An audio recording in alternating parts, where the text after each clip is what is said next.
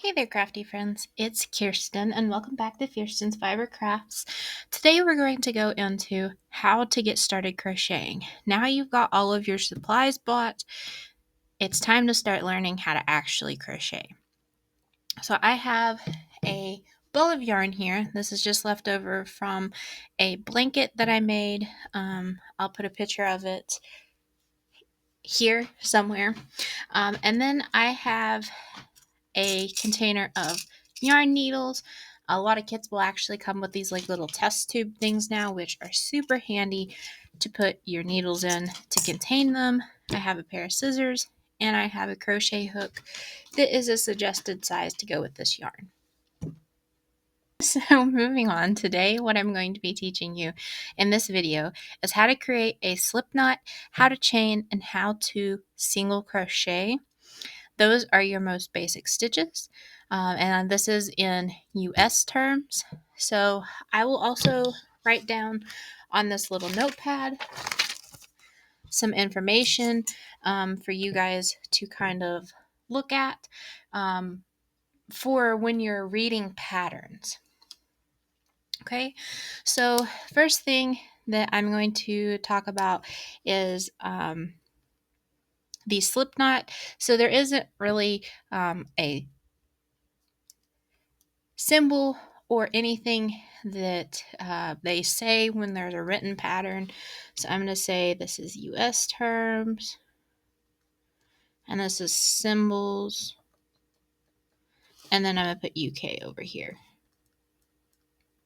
Okay, so there's not really anything for the slip knot, but that's required anytime you're going to be doing a chain. We'll talk about how to get started in the round with what's called a magic ring later. But for now, we'll just use the slip knot because that's getting a little more complicated. So for US terms, we do a chain. It's the same thing in UK terms, chain. And then in the US, we use a single crochet. In the UK, they call this a double crochet. So when you're looking at written patterns, make sure that you know what terms it's written in. And they typically say, if they have a single crochet or a half double, then you're working with US terms. For symbols, a chain stitch will always be represented by like a little oval. And then a single crochet in US terms or UK double crochet will always be represented by an X or a T, just like a lowercase t, but typically it's an X.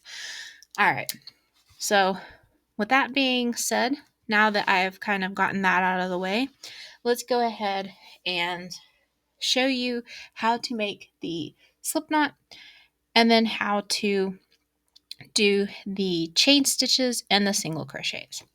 So here I have the end of my yarn that's like the loose end, and then it's attached to the ball over here. What I'm going to do is what I typically do is I lay the loose end down. I make a loop with the working yarn that's attached to the ball going over that yarn. Pick it up at the crossover and then pull that working yarn back through. And there you have your little slip knot. If you did it correctly, you should be able to pull your working yarn, the yarn that's attached to the ball, and tighten that knot. Or if you want to take the knot out, you should be able to pull that end and pull the knot out. So let's do this again. If you want to lay it down, you lay it down, hold the loose end, take the working yarn and make a loop with it going over the top. Pick it up from the crossover and then pull that working yarn through that loop and then tighten it. So when you want to get started crocheting, you make that when you need a chain. So now I'll teach you the chain. The chain stitch, we're going to hold our crochet hook in our right hand, because I'm a right-handed crocheter, and then we're going to hold our yarn in our left hand.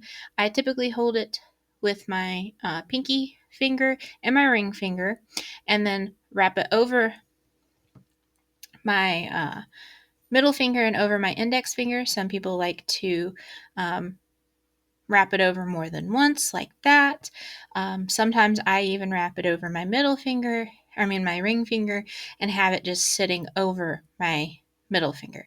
So figure out what's most comfortable for you. If you like holding your crochet hook kind of more like a pencil, if that feels more comfortable for you, you can do that. Or you can hold it more like a knife and hold it kind of like this. That's how I hold it. That's how I learned. So for your chain stitch, you're going to hold your yarn, grab a hold of your tail, because that'll make it a little bit easier. You want a little bit of space in your knot. So you can see there's my knot. I want a little bit of space. I don't want it cinched up. I want a little bit of space. And what you're going to do is you're going to wrap your yarn around the hook in a clockwise direction. So clockwise. Hold on to that tail, turn your hook, and pull it through the loop. So I'll show you again. Go around clockwise, turn your hook, and pull it through the other loop. So you just keep doing that until you get the number of chains that you need. And don't worry if when you first start, your chains are like super loose like this. That's okay. You're beginning, you're learning. That's all right. You can still work with that. And sometimes even as someone who's more experienced, sometimes mine will look like that too. It's okay. On the other hand, sometimes you can have super tight, super tight. You don't want that. That'll be very hard to work into, but the loose we can work with. So just if it's super tight, take it out, try again. Okay, so now we'll go into the anatomy of your chain stitches. So you can see each loop has like this V shape. These are the top of your stitches. You have your front loop, your back loop, and then if we roll it over, you can see there's like this hump in the middle where the V is on the front side of your stitches. I call this the back bar. Some people will call this on your chain stitch the back loop. So I find it easiest to work through that back bar. What you're going to do when you want to start single crocheting is you count back two chains. So you can see we have one chain here, one chain here. So this is our second chain, and this hump is the second hump. So we're going to go through that hump, and then we're going to start the single crochet. So you wrap around clockwise, and you pull that through the hump on the back of your chain. Then you're going to wrap around clockwise again and pull through both hoops or loops on your chain hook. So to show you that again, you're going to go through the back hump. You're going to go around clockwise, pull up a loop, go around clockwise again, and pull through both loops. So just get comfortable doing with that, and I'll show you some more complicated stitches in the next video. I'll show you real quick before we go on to the next video how to turn. If you want to just keep doing rows and make, I don't know, a pot holder, or if you want to make a little coaster, I'll show you how to do that real quick. All right, so to turn your work, we're working in rows, we're not working in rounds. So when you're working in rows, to turn, you're going to chain. So you chain one for a single crochet, and then I always turn everything clockwise. This keeps it super neat if you always turn it in the same direction. All right, so I turn mine clockwise, and then you're just going to go right into the first stitch.